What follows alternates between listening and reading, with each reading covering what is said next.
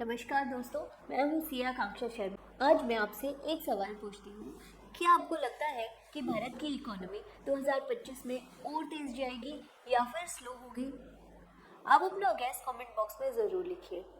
और अब आप चलिए देखते हैं डेटा क्या कह रहा है। क्या आपको पता है OECD यानी organisation for economic cooperation and development ने भारत की जीडीपी ग्रोथ आउटलुक को 6.7% तक रिवाइज किया है। सिंपल भाषा में OECD एक ग्लोबल संस्था है जिसमें 38 देश शामिल हैं और ये देशों की इकोनॉमी का एनालिसिस करती है।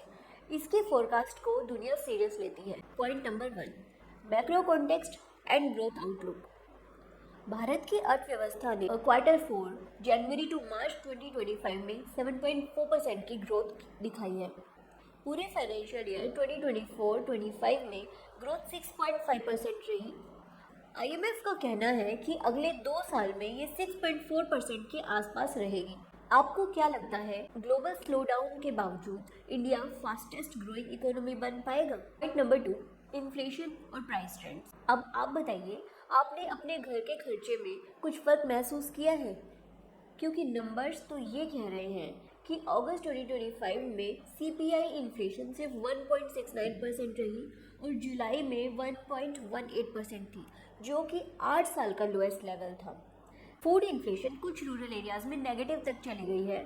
फ्यूल और लाइट इन्फ्लेशन भी 2 to 2.5% के आसपास है। तो आपको मार्केट में दाम सस्ते लग रहे हैं या अभी भी महंगाई का प्रेशर है? पॉइंट नंबर 3, पॉलिसी और फिस्कल या फिर टैक्स अपडेट्स। एक और सवाल, क्या आपको GST के रेट्स में कम होने का फ़ायदा अपनी पॉकेट में फील हुआ? सरकार ने 400 आइटम्स पर GST 12% से घटाकर 5% कर दिया है। इसका सीधा मतलब है कि कंजम्पशन बूस्ट होगा।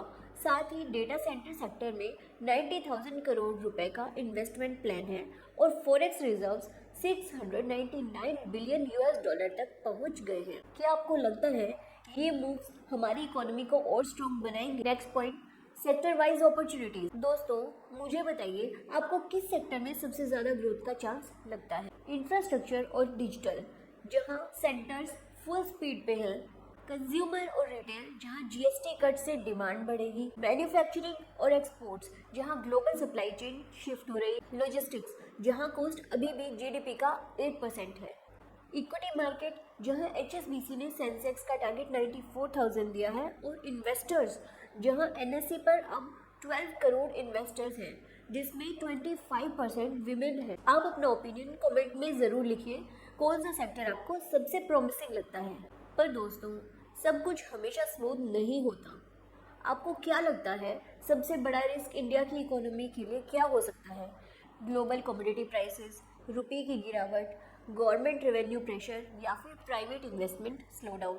Implication for businesses. मैं अपने क्लाइंट्स को हमेशा एक सिंपल चीज़ कहती हूँ, डेट को स्मार्टली प्लान करो, पोर्टफोलियो डाइवर्सिफाई करो, इन्फ्लेशन प्रोटेक्टेड एसेट्स पर ध्यान दो और प्रोएक्टिव टैक्स प्लानिंग रखो। और अब मैं आपसे पूछती हूँ कि आप पर्सनली अपने इन्वेस्टमेंट्स में डाइवर्सिफिकेशन करते हो या सिर्फ एक ही जगह इन्वेस्ट करते हो? तो दोस्तों, भारत की इकोनॉमी 2025 में एक इंटरेस्टिंग फेज में है। अपॉर्चुनिटीज़ भी है और चैलेंजेस भी। अब आप बताइए, आपको लगता है कि इंडिया की ग्रोथ 7% से ऊपर जा पाएगी या नहीं? अपना ओपिनियन कमेंट बॉक्स में लिखना मत भूलना। अगर वीडियो पसंद आई हो तो इसे लाइक करिए, शेयर करिए और चैनल को सब्सक्राइब करना ना भूलिए। Thank you.